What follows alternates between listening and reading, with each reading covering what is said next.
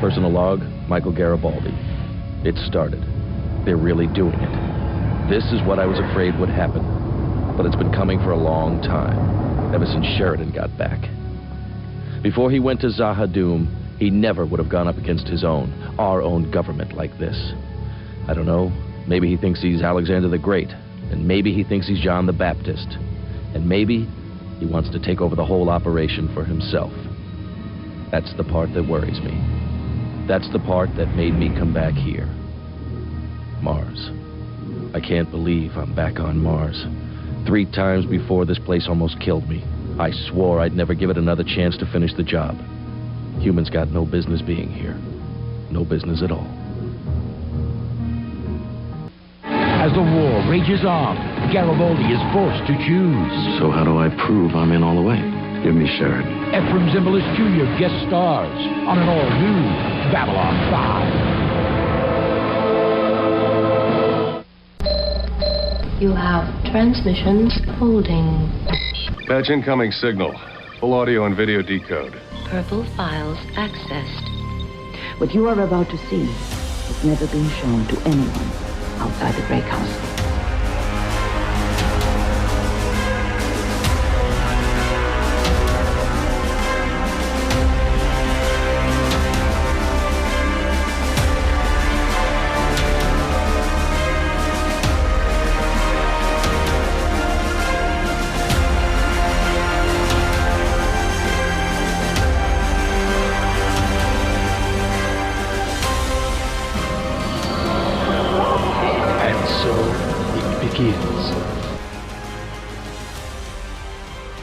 Hello, everyone out there in podcast land. Welcome to Gray 17, a Babylon 5 podcast, a part of the Front Row Network and NPR Illinois Community Voices. We're a group of first ones watching Babylon 5 for the umpteenth time and a bunch of newbies who are watching Babylon 5 for the very first time.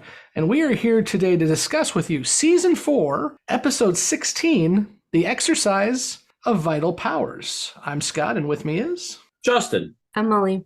Evan. What? And Jessi. Before we get started, a quick reminder to please click all the buttons, the likes, the subscribes, the follows.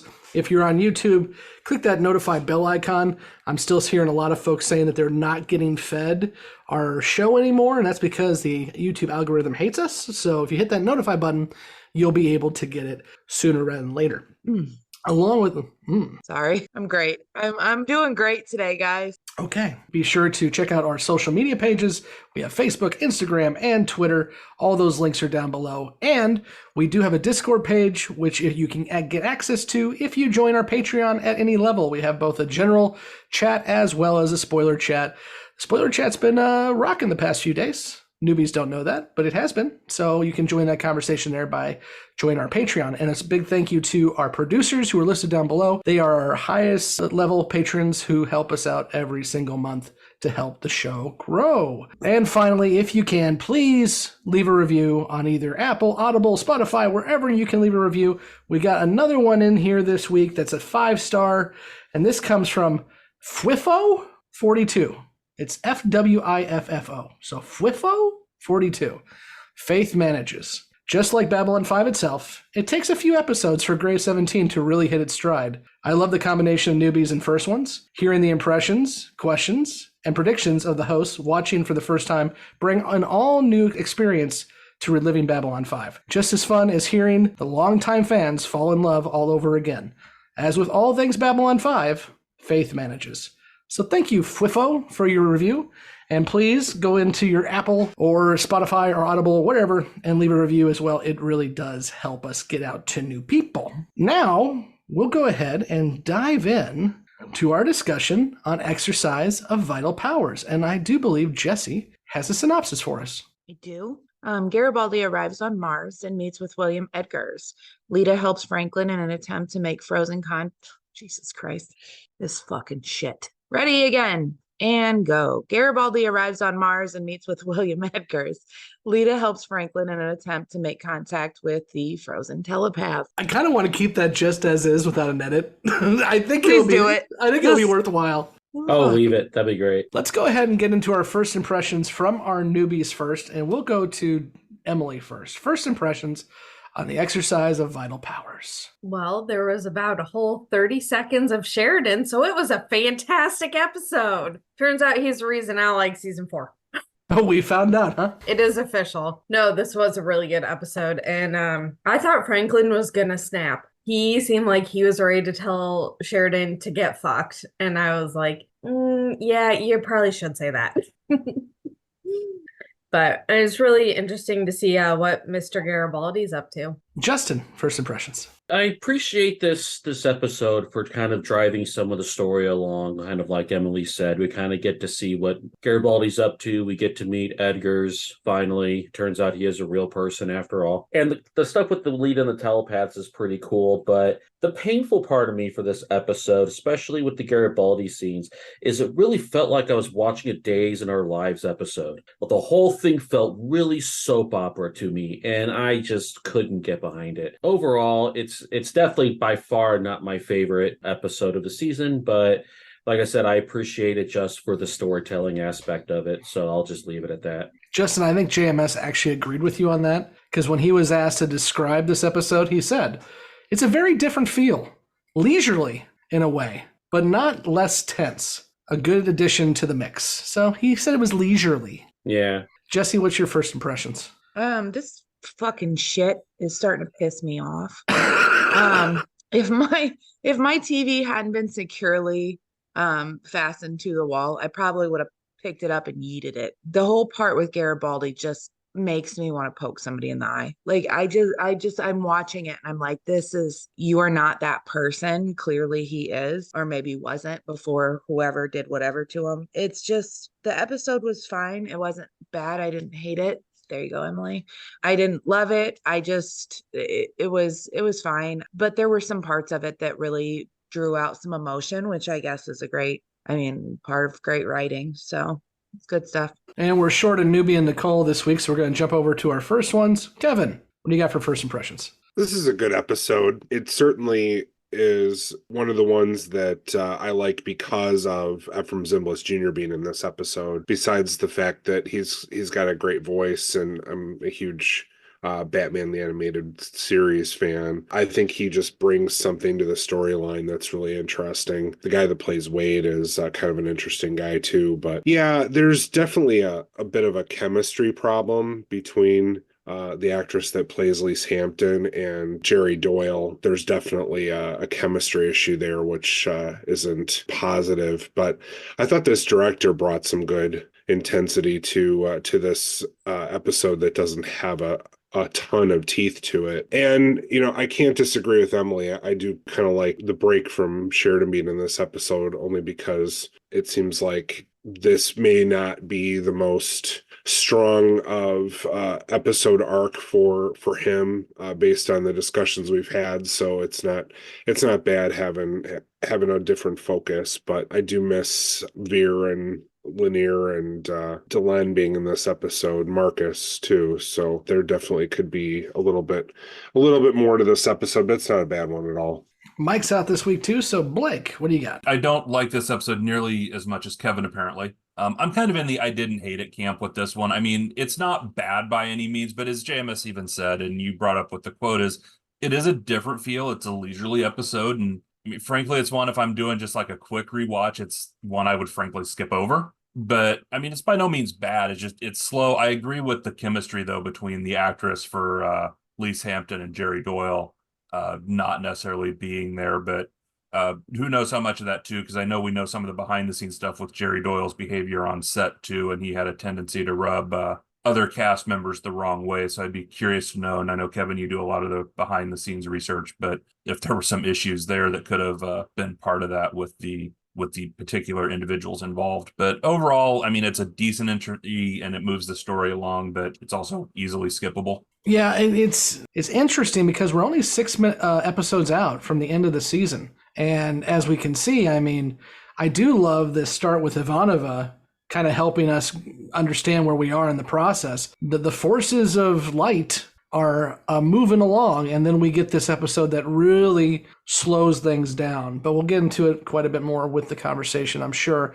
I do like that the one thing that we get out of this episode is I think the new tagline for our show. And that comes from Mr. Wade. You know, sometimes people have to be stupid. The trick is not to care. So that wasn't a direct quote, but it was close enough. So I think we got two different plots here, obviously, one with the telepaths and one with Edgars and Garibaldi on Mars. So let's talk Edgars and Garibaldi and Lise first. Justin, what do you got?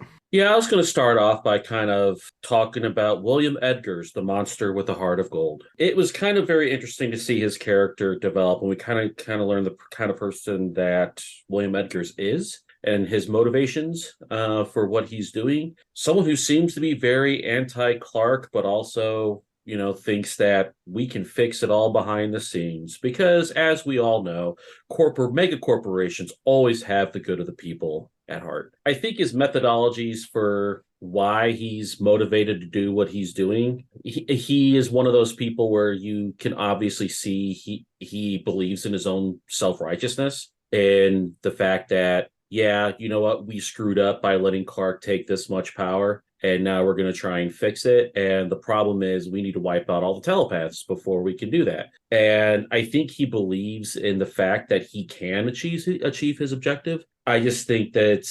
the monstrosity behind what he's trying to do is, the road to hell is paved with good intentions. I understand him wanting to kind of knock telepaths down a notch, but creating some kind of virus to wipe them all out while trying to show compassion at the same time was just really creepy to me. And I think the creepiest part of this was it was just weird little scene with the orange juice in the morning when he was talking about growing up in California and this Valencia oranges.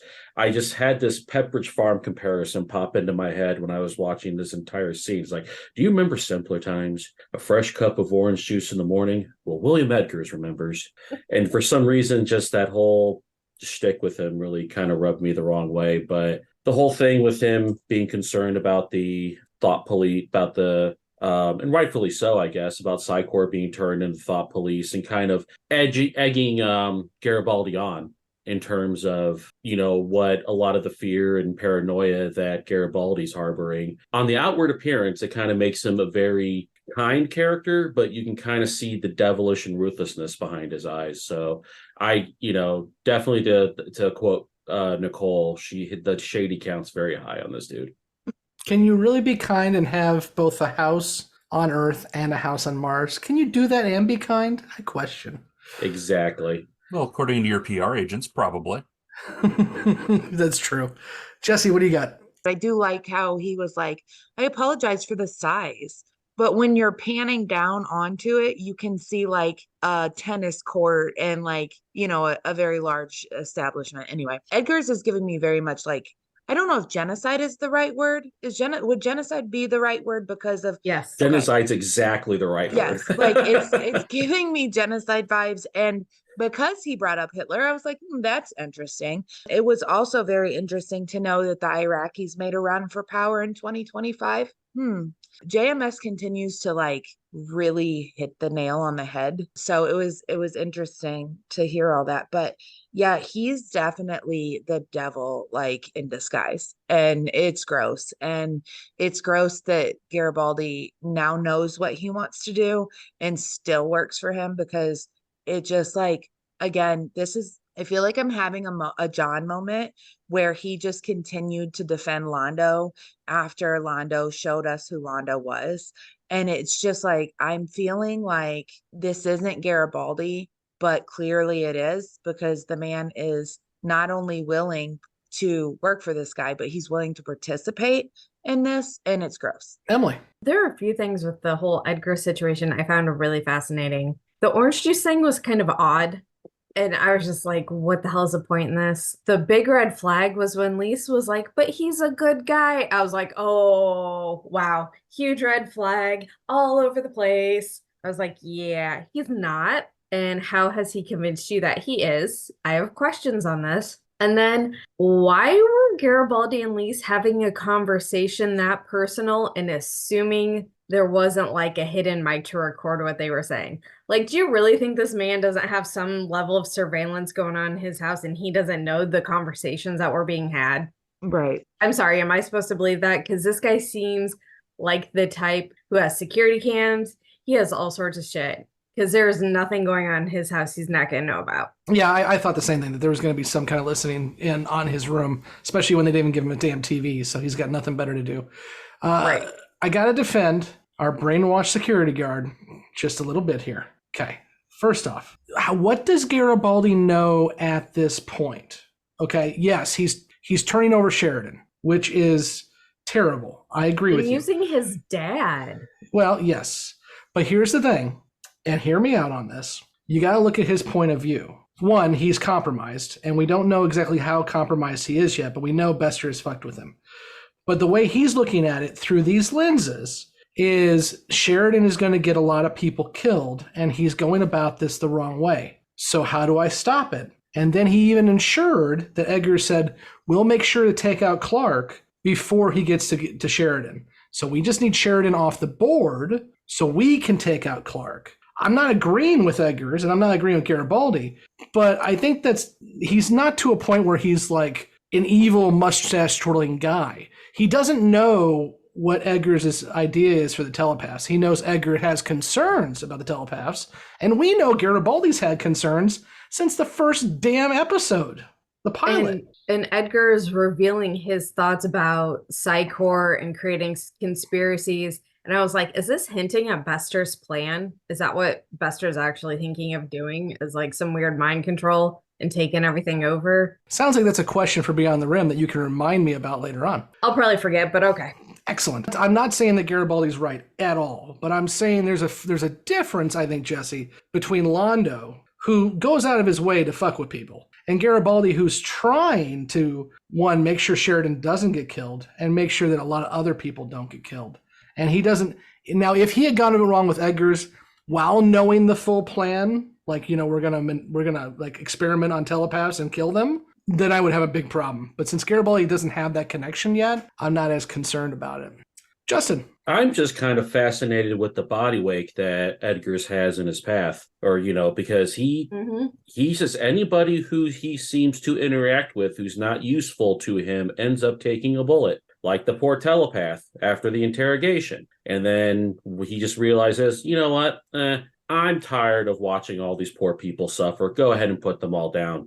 It's like, oh, God, the body trail must be significant with this guy, and that makes him even creepier. Accusing Clark of having a night of the long knives when Edgars probably has very much close to the same thing around him. Anytime he gets to where he doesn't trust somebody, I have a feeling they get disappeared. And speaking of which, I have a funny feeling that conversation in, you know, Garibaldi's bedroom, while his food was getting cold, is probably going to come back and bite them in the ass later. Yep. Well, and just remember, too, the telepath already told Edgars before she got taken out that he was lying about not being in love with Lise. Yeah. Garibaldi still loves Lise. And we saw Lise actually tell Garibaldi to veer off.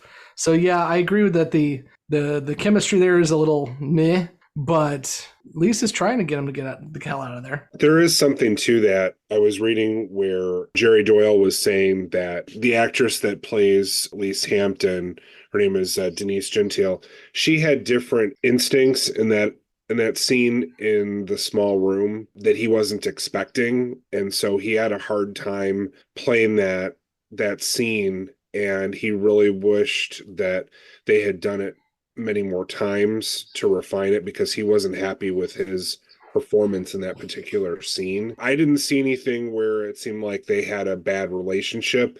It was just that they have different acting instincts and had a tough time meshing. There's a couple of scenes that are really weird in this episode that I can get into, but that's one of them.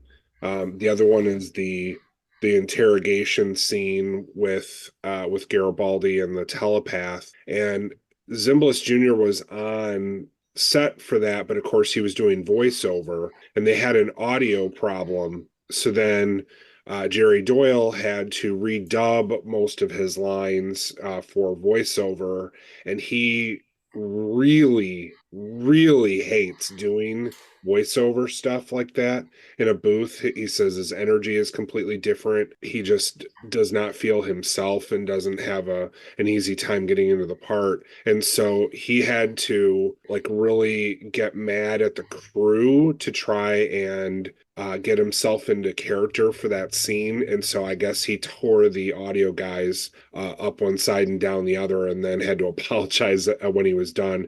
Hey, sorry guys, I was just trying to get into character and trying to be in a certain place, so sorry you took the brunt of it. Bye, is kind of the attitude that they got from him. The last thing I'll say on Lise is it is kind of cool that, we joked about how Sheridan's wife changed between the video in season 2 and when she showed up at the tail end of season 3. We got Lise in season 1 on a video screen talking about her, her kid and everything. And so I love that they were able to get the actor back 4 years later to keep that going. Usually you don't get that kind of continuity. So I do like that, even if it's kind of hit and miss on her. Emily, what do you got? Well, first off, where's Lisa's kid? She talked about that when she came to Babylon 5. She said that what's his name, the ex-husband, took the kid and ran. Oh, okay. Franz. Yeah, Franz went back to Earth with her kid, and she has no idea where the kid is. That's right. But I thought the questioning by the telepath was really interesting, especially the question about, are you in love with Lise? Because some people differentiate between loving someone and being in love with someone. So I felt like that was a really interesting question, and he may have answered it in that he's not in love with her, but yes, he still loves her, or he wasn't fully cognizant of where his whole emotional level is regarding her. And so I thought it was interesting that the telepath registered that as a lie when it could have just been a difference of interpretation in the question. It could have been not completely sure about his emotions. Does he actually still love her, or is he just reliving past emotions because it was never something that got closed or ended as far as he's concerned? So I didn't know if anyone else felt that way about that particular question. I didn't. Okay. I think he loves her. Loves her. I agree. I think he's still. They'd be creepy about it, Scott. I do think he's still in love with her. I mean, it seems kind of. It seemed like it was a clear lie on his part. He was just hoping that the telepath would. I don't know. Who knows? But he was cornered. There wasn't much else he could say. Yeah. Jessi. So Garibaldi said that he would give up Sheridan before or after Edgar said that they would make sure that they got to Clark before he got to Sheridan. Before or after?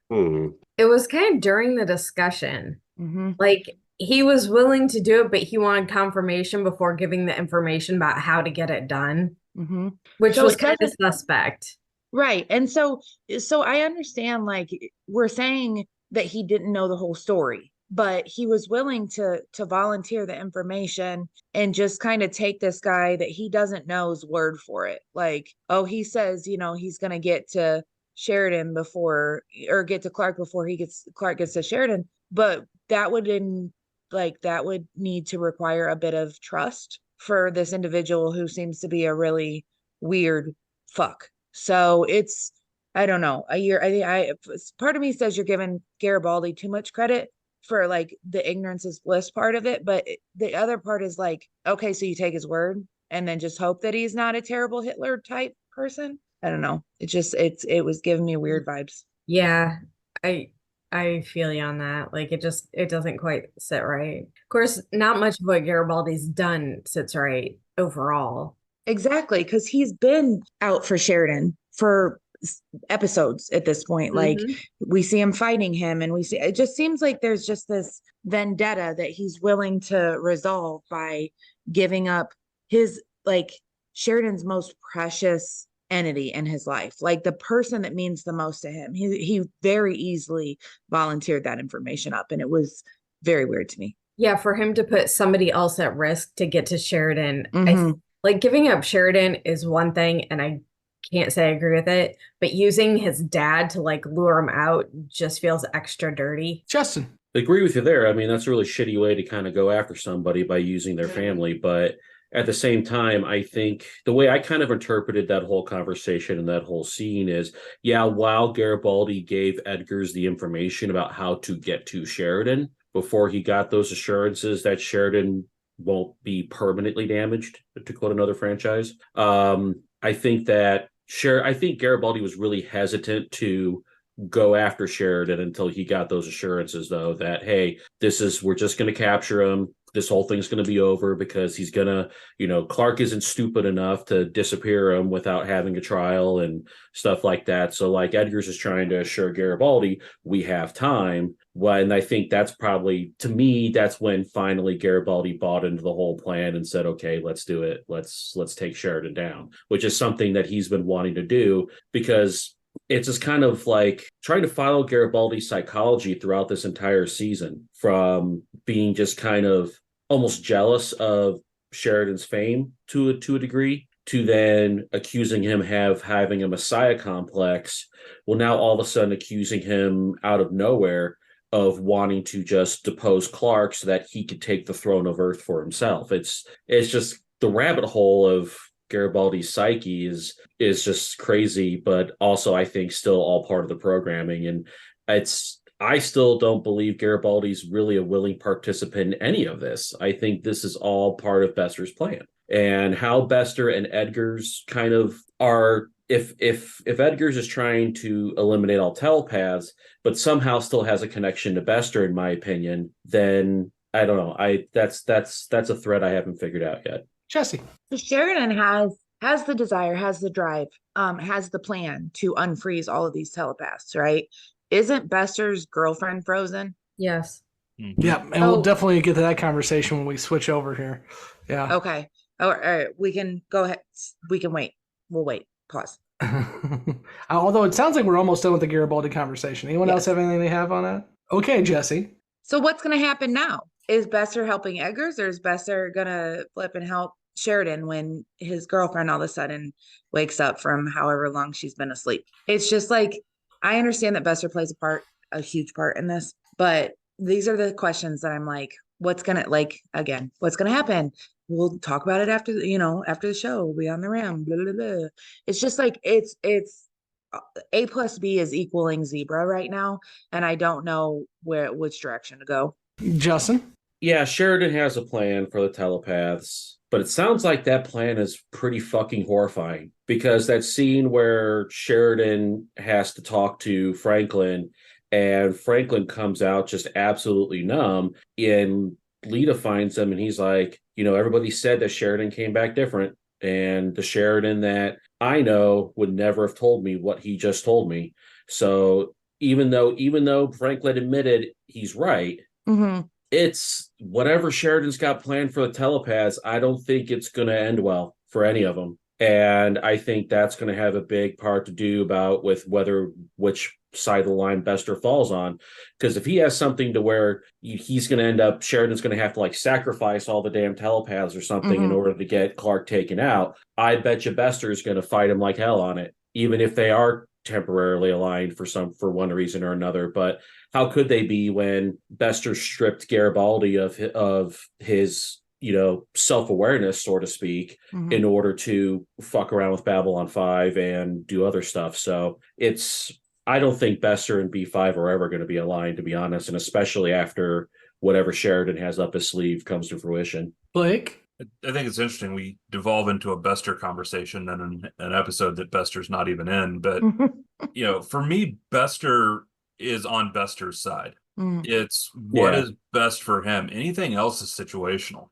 He may align himself with other individuals to the extent it serves his own means. But the second it doesn't serve his own means. So, I've never truly seen him as loyal to anyone other than himself. That's true. Throughout all the episodes. But yeah, definitely that scene with Franklin at the end, though. I love that scene where he just comes out and he's just that what the hell just happened look type thing.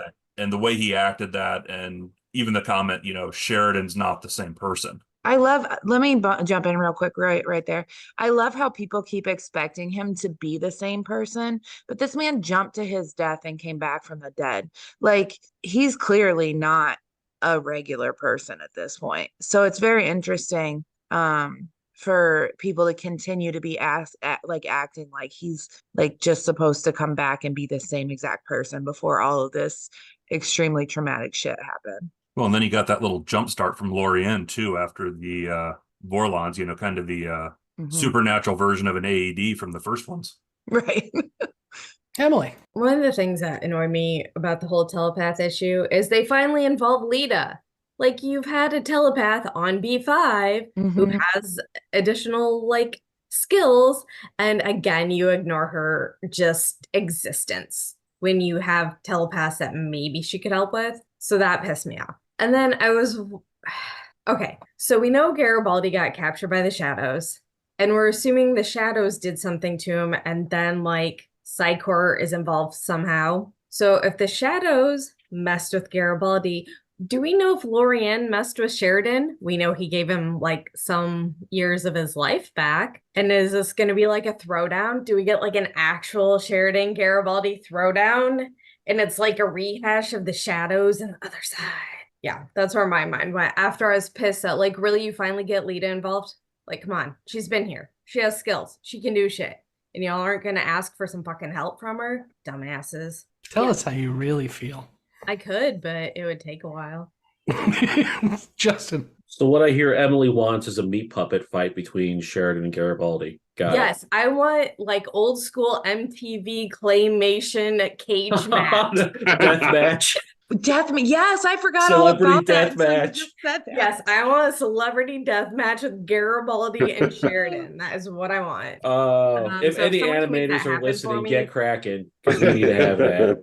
very least, can you meme it? Because I need it in my life. Oh, yeah, that's fantastic. But what the hell was I going to say? Yeah, I got distracted by meat puppets and death matches. A random thought is, was I sleeping when they talked about what physiological differences Sheridan came back with? Is this the first time we're hearing about this? Or have we heard about this before? Did he really talk about physiological differences? They've never really talked about, as far as I remember. Not in any episode, but in the hallway, when he goes, I know it was Sheridan that came back minus a few physiological differences. Well, he's talking about that he's going to die in 20 years.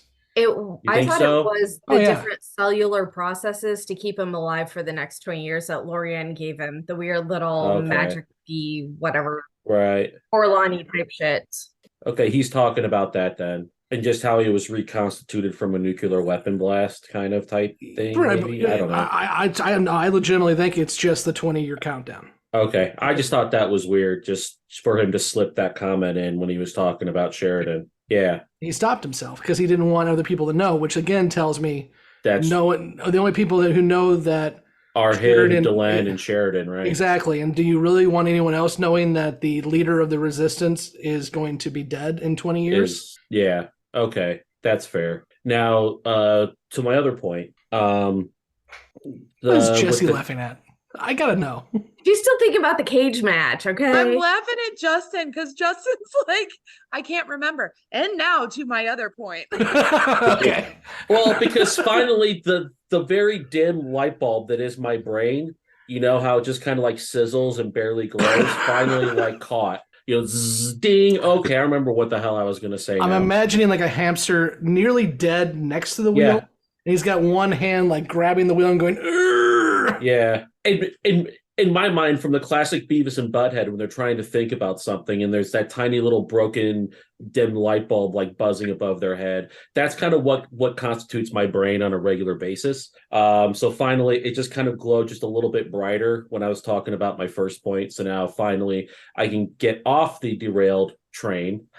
Brought it in and get back. Take a drink, guys, or was it bingo? No, it was a drinking game. No, it's drinking game. It was a drinking game. Take a drink. We go into trains. Yep, everybody. By the takes way, a drink. Grade 17 does not condone the overconsumption of alcohol. Drink responsibly, kids. Yep, That's drink responsibly and call an Uber if you're listening with friends. Which why would you be? But anywho, now have we gotten to a point where Justin's forgot his thought again? That's the question. yes, actually we have.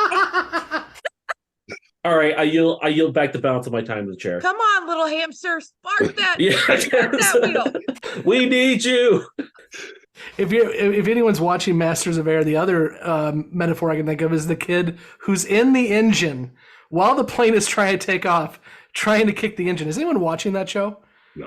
What are you talking about? Masters of Air. Never heard of it. It's Is a it World on War Apple? II show. It's a World War II show. It's made by Tom Hanks and Spielberg. You should be watching it. Yeah. Is it on Apple? Yes. Of Then course I can't it watch is. it. Yeah. Okay. No one gets the illusion or metaphor. Nice try though, Scott. Nice try. I try. Blake? Well, Justin tries to figure out what he was going to say. Blake? So, well, Justin tries to lure in his hamster.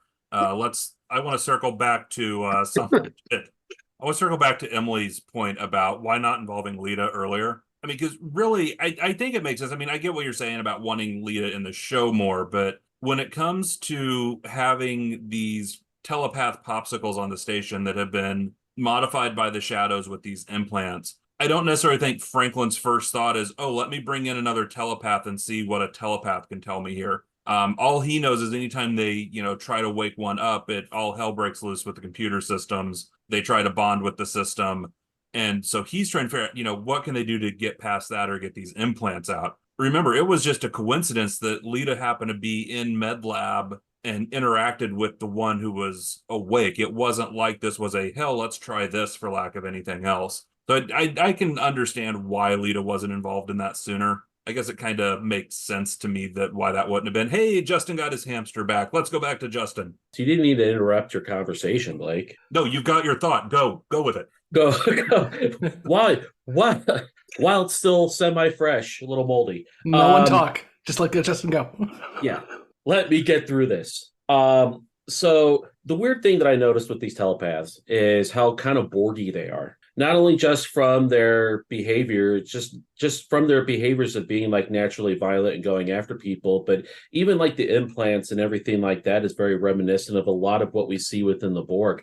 So I was kind of had a question in my own brain about if are they hive mindy? Did we ever kind of get that information? If they're all getting the same signal from the shadows and the shadows are gone, then why have they not been fully like separated from that signal to where Lyta has to project like almost like a blocker into their brain? Because she said the signal that she's getting from the telepaths sounds like the screeching of a shadow ship. So then if they're why hasn't that shut off? And that's one thing I can't understand about that entire situation, because like we've seen in like other very similar situations with semi-cybernetic beings where once the cut to the mothership's off, then they're released. And yeah, maybe they do just drop dead, which we've seen before, but also they can be separated and can start to kind of get a mind of their own.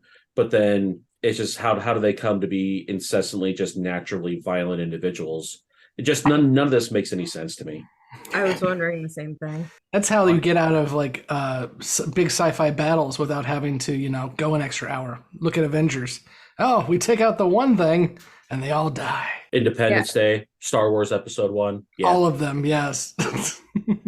I was going to ask which quadrant the shadows were in because it looked like they had hooked up with the Borg for some of their tech. Delta Quadrant, yeah. Blake, save us. I'll try. Well, I think there's a fundamental difference, though, between the shadows and the Borg and what they have done with these telepaths. These telepaths aren't meant to be a hive mind with each other. I mean, Franklin flat out said it in this one. They're designed to be a CPU of a shadow vessel.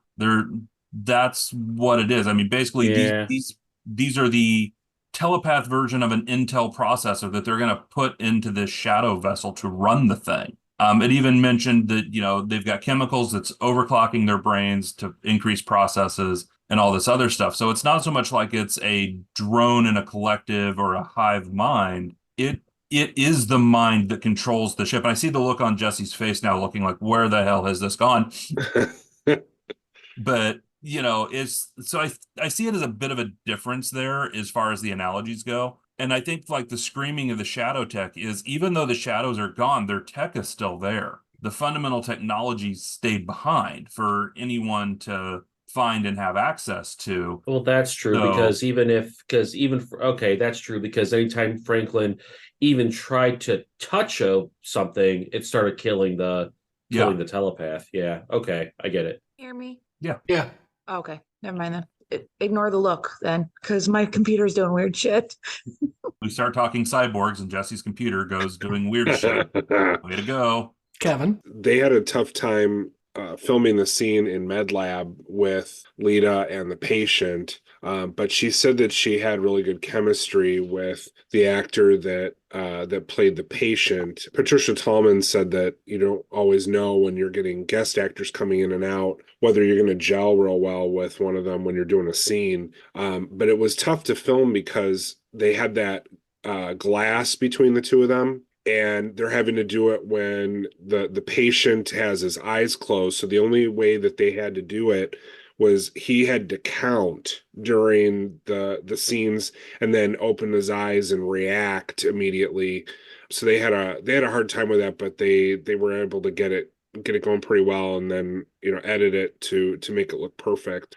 Emily, when Lyta was connecting with the telepath, was it the lighting, or did they actually make her eyes go dark, like when she had connected with the shadow? Because if you see, like, she's looking at the patient and she starts to turn, it's like her eyes go black, like they had when she had the encounter with the shadows before, or a shadow ship. So I didn't know if that was like a lighting thing, or if it was like... Please hold. I'm looking at this episode right now.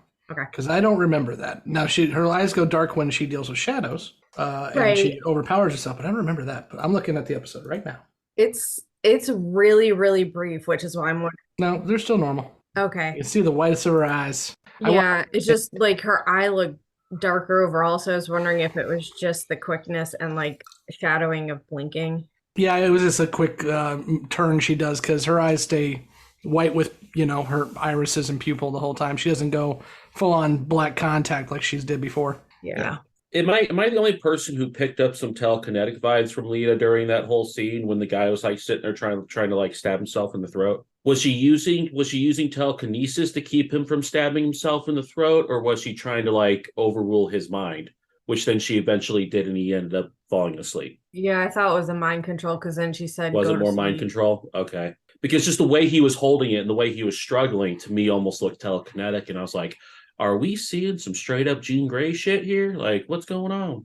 Did you notice the flashback to the aliens that put the implants in? Yeah. We've seen those guys before. Mm-hmm. They were fucking with Sheridan and Mm-hmm. Talon. Mm-hmm. Pretty sure they're the same guys. It's the Streebs, right? Mm-hmm. See, you even knew the names. Hamster's back. Still spinning. Oh my God! No, he had to have a heart transplant. So now that he's got his new ticker, he'll be good for another 1,000 revolutions. So Scott, you mentioned that we've seen these aliens before, right? Yeah. Yeah, you're wrong. No. So they do look like the Stribe, also a little bit like the Vree. But JMS said they're actually not related. They're not actually a named species. They're referred to as the shadow surgeons, basically, on the show or in the creation notes. But they are not the Stribe that we saw in the episode where they decided to mess around with Sheridan and Talon. It's okay. Ask JMS again today, and he'll give you a different answer. Yes, but if I tell him it means proving Scott wrong, I'm pretty sure I could get him to keep that answer. See, just to tell you you're wrong. Let's talk about that bullshit where he actually said I was right, and then you swooped in and said, but it's Scott. And then he said, but it can be interpreted differently. I'm like, fuck you, JS, and fuck you, Blake. That happened. That was a Twitter true story. Can we not? Like, I know that it's Can we my not? goal to continue to press this man until he literally comes in just to tell us on our podcast that you're fucking wrong. But like, I know I'm gonna say, that if would be the JMS life wants of- to come on this show, he can tell any of us that we're fucking I know. wrong. Yeah, see, But I would No. pay good money to have him come on and tell us how wrong Scott is. JMS is what, because JMS, I know you listen to some of these. I know you do, because you've said so. If you're listening, here's what you do. Create a Cameo account, just for real quick, and I will pay you, well, apparently Kevin will pay you. I got money. To just do a cameo for us and tell me to fuck off. I'll give you. Now, I would love that. I would love can that. Have a whole $1. It'll be a So- highest grossing video of the entire podcast. Exactly. We paid $1,000 for a cameo of JMS. And all he says is, Scott, you're fucking wrong. Scott, you're That's fucking it. wrong. 3 seconds, JMS. That's all I asked for. Stop Boom, 1 adding million me in views. with your bullshit. because I know like people like Kevin and I will sit there and take the recording of that and make that our new ringtone. So like anytime It will be anybody the has to call intro us for anything, every episode, and I will retroactively go back and add it as an intro to every episode. So, Jay, Michael Straczynski, tell me to fuck off, please. Joe. That sounds like a new kink. It's not new, Emily. It's not new. I know it's really not that new. Yeah, no. Okay. Reaching a level of being paid for is all. 30 years. Everyone wants to reach that level, Emily, truthfully. The look she's giving me right now, she's giving me a look for radio. Okay. Can we talk about Franklin's hair? Oh Please. my God, he's so gray. Right? It was like he went gray and like. I told you like 2 episodes ago, dude's been fucking Sheridan number 1, is and she stressed him the out. fuck out. She really stressed him out with the sex, and so now he's gone gray. No, I blame Sheridan and being on his ass about trying to deal with the whole telepath situation because he has to do whatever he has to do and doesn't understand. Maybe it won't be able to get done, but whatever. That's true. And if he's being a good boy, he's not going back to STEM, so he's just working his ass off. As the grayest one of all of us, can we not discuss that? You are not, sir. First of all, some of us just dye our hair. So yeah, if I stop dyeing my hair, I'm gonna look like you, Kevin. So it's fine. Okay. I don't want to hear about hair right now. Okay, at least y'all have it. Everybody's here with their voluptuous, like fully, hair, and I'm just sitting here bald as the day I was born. I have to fight with mine daily not to leave. Anyone else want to talk about telepaths? Okay. What the hell is Sheridan gonna do with them? Because it sounds really. Well, that was going to be when we get to the Beyond the Rim questions, I'm legitimately going to ask each of you to predict what the plan is. So hold that thought. So we'll go ahead now and go into questions and predictions. And for those who have not watched or heard us before, we are going to ask our newbies who have not watched past Exercise of Vital Powers to give us any questions or predictions that they may have after this episode. And to Emily's point, for each of you, when you do give your predictions, I do want to know what you think Sheridan's plan is for those telepaths. So let's go to Jessi first. Questions and predictions. Okay. So I really need to start writing shit down. I had questions and I can't even remember them now. Justin's fucking hamsters infected my I already hamster. say you gave Justin shit about his hamster. Yours just took a shotgun to the face. Mine is, listen, mine's been hanging on for a while. God damn. What do I think Sheridan is going to do with the telepaths? That is an excellent question. Lobotomies. I just take pieces of the fucking. I have no idea. Like, I feel like he's just gonna kill him, and I know that doesn't. That's like the worst case scenario. But I feel like, what do we do with them? Like, I don't know. I have no idea. No prediction. So he's pushing Franklin night and day because he has to have these telepaths awake and ready to go just so he can kill them? So no, because here's the thing is if he cannot figure it out, then they kill them. But if he figures it out, what do you think he's going to do with them? Come on, Jessi, help me out. Oh, what's he going to use them for? Yeah, why is he dogging Franklin for like 2 episodes now that we've seen? Torment Bester. Just to like just to pick it Bester. No, I what's he going to do with them? I would assume that he would. I have no fucking idea. Like, what is he going to do? That's an excellent question. And I would love to hear what you guys are going to discuss Beyond the Rim about that. But like, I have zero fucking idea because now knowing the 2 sides, one of them is trying to kill them all. And one of them has something that they've planned with them. I have no fucking idea. I'm glad that I could have this discussion with you guys. Thank you, Jessi. We appreciate it. Yeah, anytime. Justin, questions, predictions. First of all, I'm kind of disappointed it wasn't the Streeps that fucked with the telepaths because fuck those Streeps. They took my grandpappy, and I'll never forgive them for that. Well, that was the other ones. That was the Greys. Oh, I thought the Greys were the Streeps. No, because the Greys actually look like Greys. Oh, okay. Well, the Streeps are okay then. Yeah. The Greys were in our favorite episode ever, Grail. Oh, that's right. Those are the Vree, Justin, that you're thinking of. The Vree are the ones that took grandpappy. That took my grandpappy? Yeah. Well, fuck those guys. But anywho. Questions, predictions, sir. So I no longer have any questions because I only had one written down, and that is, what did Sheridan tell Franklin?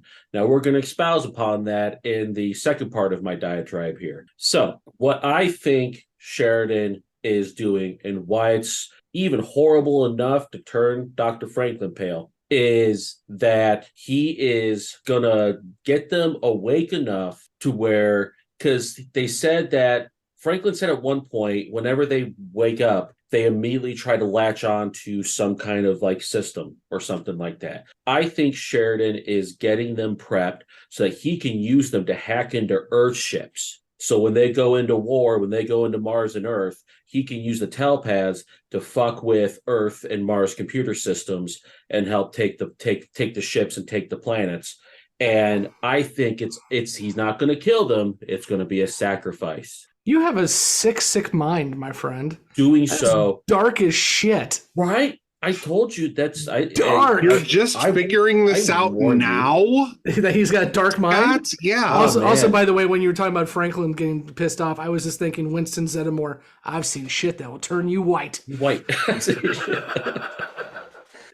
Kind of in that same vein. And it's horrible. But I think Sheridan is willing to do it in order to achieve the objective. And I think that is what has Franklin so disturbed, but also why Franklin said he's right. It's the only way. But the Sheridan I know would have never have told me that. I honestly think it's a sacrifice. Like he is using them as cannon fodder to try and screw up the computers on ships and Earth and Mars and all that stuff, like telepathic hackers is what I think he's trying to make them into. So to answer that question, okay. Now, my prediction is I don't think Garibaldi is going to be able to complete his mission. And of course, here we go again, trying to see the good in Garibaldi. But I think in the coming episodes or however long it takes for them to try and go and capture Sheridan, I think he's going to find out the truth about what Bester did to him. And I think he's going to end up saving Sheridan instead of turning him over. Prediction done. Welcome to my TED Talk. Well, Emily, you're usually the one with the dark soul, but I think Justin may have one-upped you. But let's see what your prediction is for the telepaths. Okay, I'm still kind of stuck thinking about what Justin said because I can see where he was going with that. I was actually more wondering if like we got some hidden shadow vessels because they fucking lied about completely leaving and they left some of their ship behind because we know they left their minions behind, so there could be ships hidden somewhere. So you think Sheridan has some shadow ships in his back pocket? They're going to use the telepaths to like go find the ships because why are they still hearing the ships? That's a good one too. And is he going to use those to, like fuck up Earth and Clark? Because seems sketchy, but you never know. Sheridan's not the Sheridan we used to know, so. That's a good one too. I like that, Emily. I like that. But whatever it is, Franklin's not cool with it. But he is, though. He is, yeah. That's like, we're defending Garibaldi, we're defending Londo, we're defending Franklin. He's not good with it, but so it's okay that he's fucking with the telepaths because he doesn't really want to. I took Franklin's response as like, I understand why this needs to be done, but I don't like it. Like, I'm not cool with it, but I get what we're doing. And is in like that weird situation. Whereas I don't know what the hell's going on with Sheridan anymore. I just don't like him. I'm not cool with putting you in this electric chair, but I'm going to. Hey, some people are like that. Southern states do it all the time.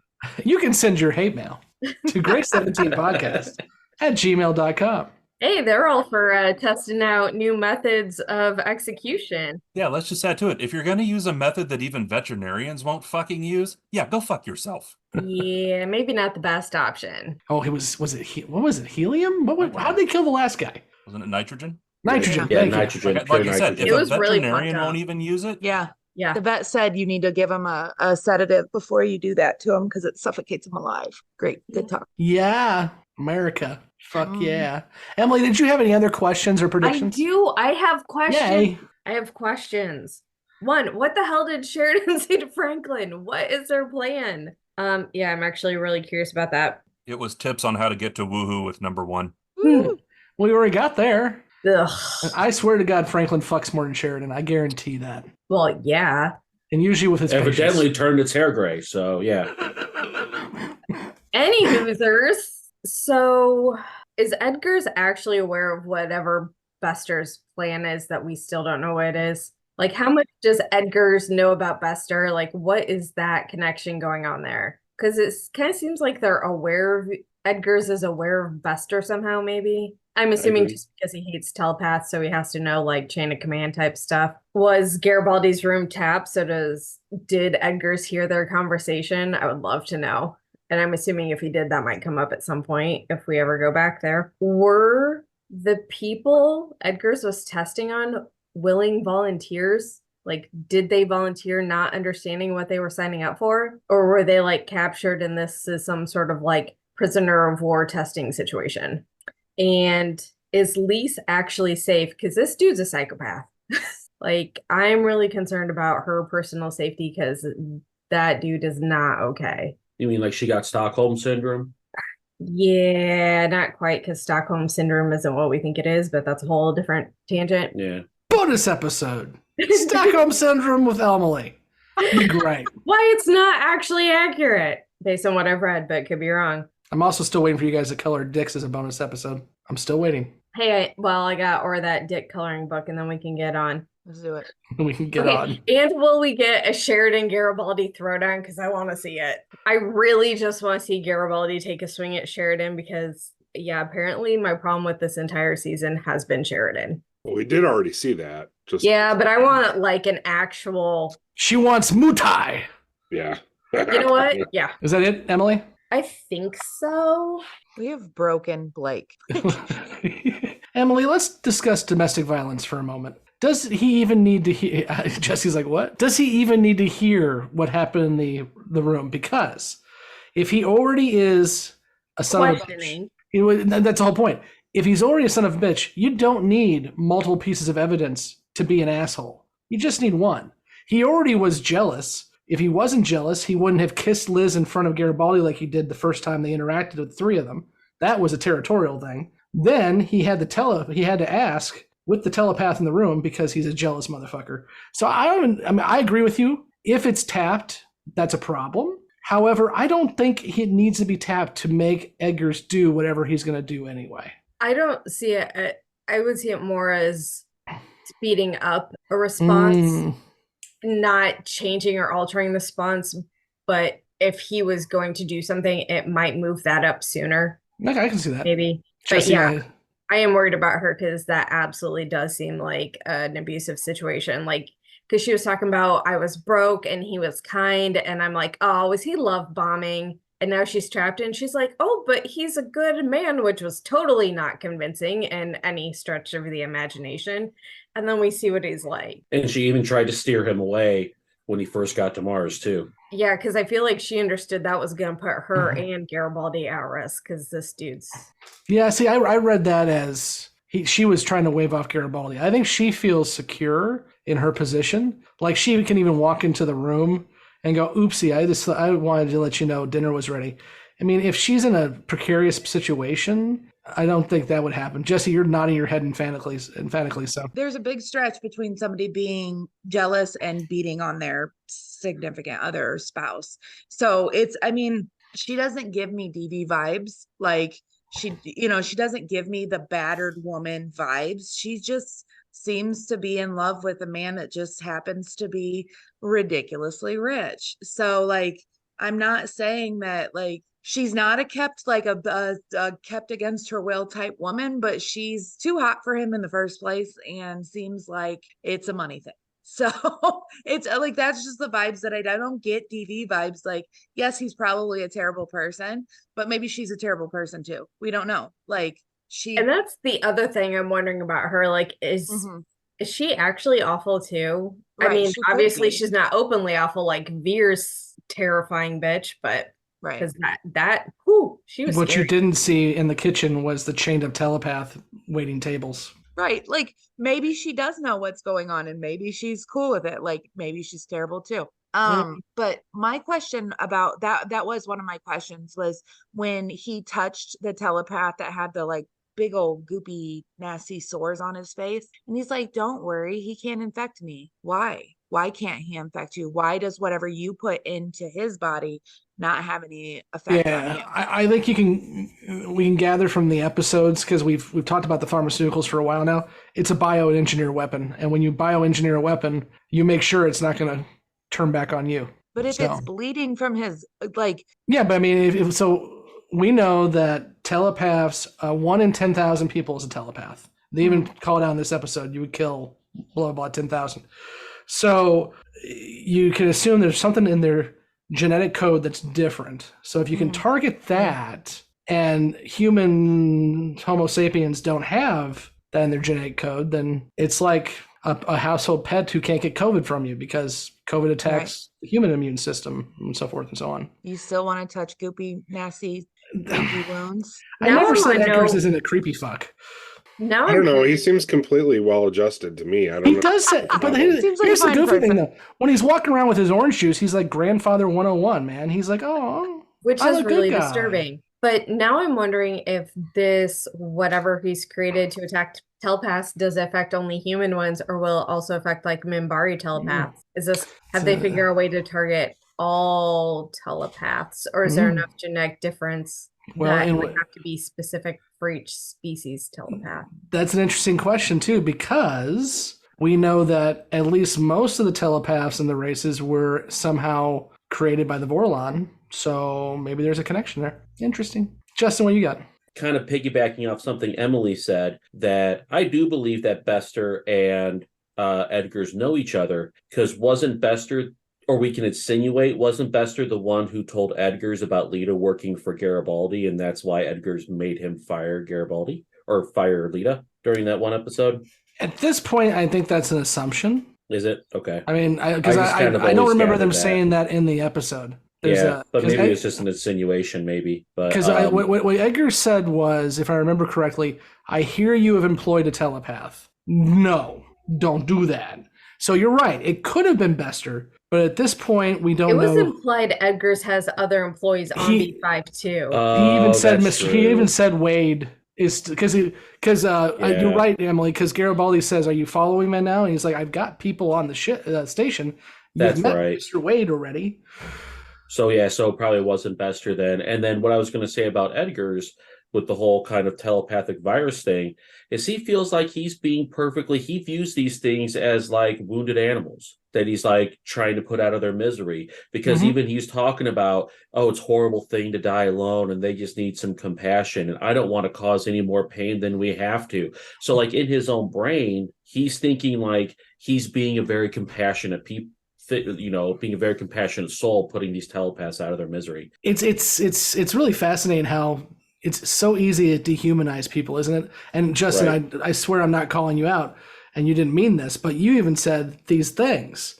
I know you didn't mean that, but I mean, it's really easy to dehumanize. It's really easy. Okay, any more questions, predictions, newbies? Oh, there's probably one somewhere if the hamster gets it shit together. Well, we're going to go ahead and end it there, and Emily can yell at me 10 hours from now when she remembers her question. And we will go ahead and let the newbies walk briskly out the airlock, and then us first ones will answer all these questions and predictions that they have had, and we'll definitely talk about Sheridan's plans for the telepaths and see if any of them are even close. We'll find out. Next week, we'll be back to discuss The Face of the Enemy, episode 17. We're only 6 episodes away, guys, from the end of season 4. And then we will have our next movie, In the Beginning. So our second, or if you count The Gathering, our third Babylon 5 movie in roughly 6 to 7 weeks. Fun times. Please remember to like, subscribe, follow, and join us on all our social medias. Links down below. And if you are okay with spoilers, we'll see you in a few minutes. And if you're not, we'll see you next week. Until then, I've been Scott, and with me has been Justin, Emily, Kevin, Blake, and Jess. And if you can find Jessi, Emily, or Justin's hamsters, please let us know. They've been lost. I just want to remind you, first ones, that we will at some point re-listen to the Beyond the Rim, and I want you to remember that I hit fucking hard. So keep it up. Be careful what you say. I have been punched by Jessi before. It is not a good situation to be in. I don't punch, I bite. I've been bit by Emily before too. That was like 20 years ago, but I have been bit by Emily and punched by Jessi. Well, there's a conversation that should. So Justin, you have to catch up. There's a new OnlyFans page. I knew. I mean, I'm sure I've deserved to be hit by Jessi, but at one point or another back in the college days, but I'm not sure if I ever actually was. I'm shocked I wasn't hit by Jessi, but you know. She said she hasn't even been mad at me before, so apparently. Yeah, listen, you guys make me sound like a really bad person, but only one of the 4 of you have been punched. So, I mean, I'm really not that terrible. So. I didn't say I was punched. I said I probably deserved it at one point or another. The moral of the story is all the violence comes towards me. I mean, sometimes people get I'm okay with that. Yeah. I mean, that was about right. I'm not disagreeing. You can sit with that for a while and think about it. Think about your life choices, when Scott. it's provoked.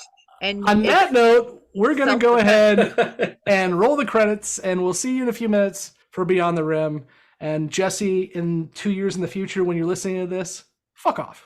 I still know where you live. She's not going to listen to these. Yes, I am. Oh, yeah, she's going to shank. She's going to get bitter and more bitter every episode she listens to. The newbies are going to do a show where we listen to Beyond the Rim. Beyond the Rim. We can do Beyond the Rim. Oh, that's what we could. Beyond the Rim commentaries for YouTube, so everyone can see your faces. Especially when we get into that, like the little 10-episode arc where we kept giving Justin shit about angels. That's the best part. Yes. Beyond the Rim. There we go. I kept saying touched by a Vorlon and he just didn't get it.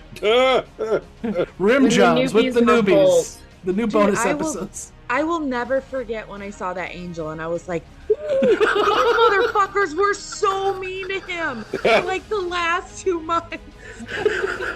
I heard flapping of wings. Sure you did.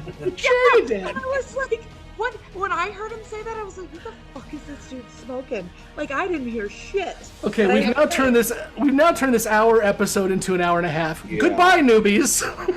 Bye. Jesus. Fuck all of you guys. Goodbye. I can't hit my leave button. Shit. All right, I'm out. No, maybe. Thank you for listening to Grey 17, a Babylon 5 podcast. You can find all the places to listen to and watch this podcast at anchor.fm/Grey17podcast or youtube.com at Grey17podcast.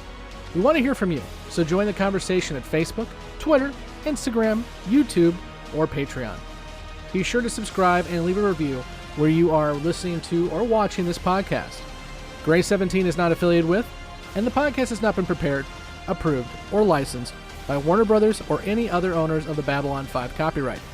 All clips included in this podcast are the intellectual property of the respective copyright holders.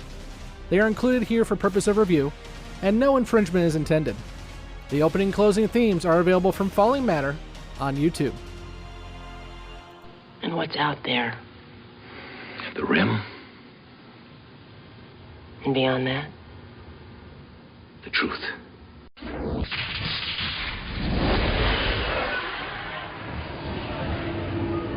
It's an episode that was 45 minutes that could have been an email.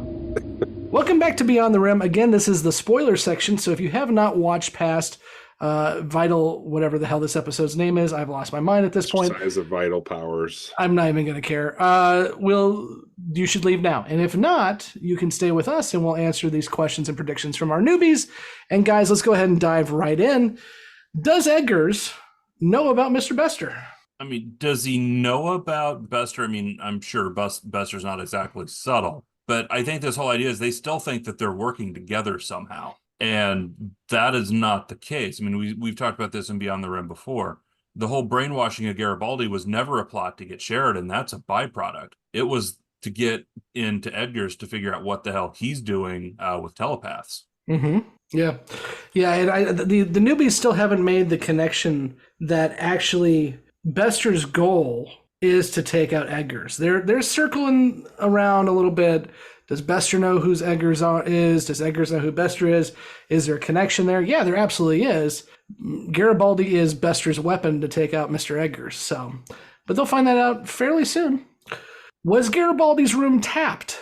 We don't know. It doesn't come up that I'm aware of. I don't think they don't ever really get into that. And honestly, yeah, well, Edgars is going to be dead like in 2 episodes, so it doesn't really matter. Did the telepaths volunteer or get captured? Who volunteers to be experimented on? ? I'm thinking it's kind of like the telepath he hired to scan Garibaldi. You hire these guys because you've got all the money under the sun, and you say, hey, I need you to do some business transactions for me. Oh, and by the way, let me chloroform you here for a second.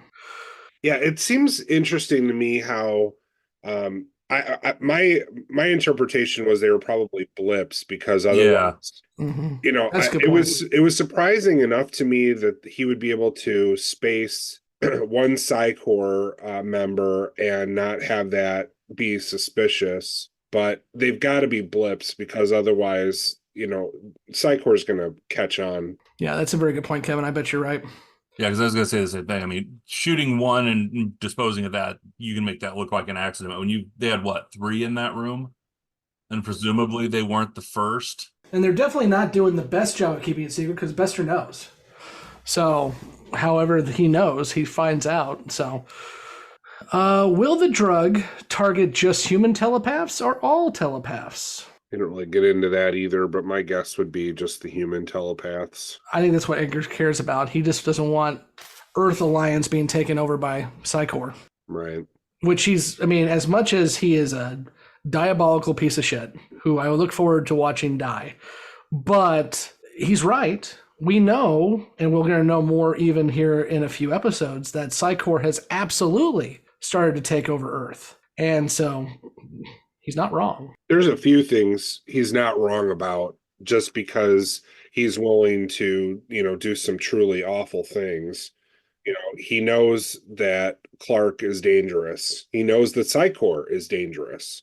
The fact that he's willing to go to this length to take both of those things out is obviously way too far, but he's not wrong. And I know there's probably some people who are in the comments threads right now yelling at us. We've been kind of making the assumption that this drug is genocidal, and we've said that with the newbies. But if you read into the episode a little deeper, he does make it clear that the drug can sustain them too.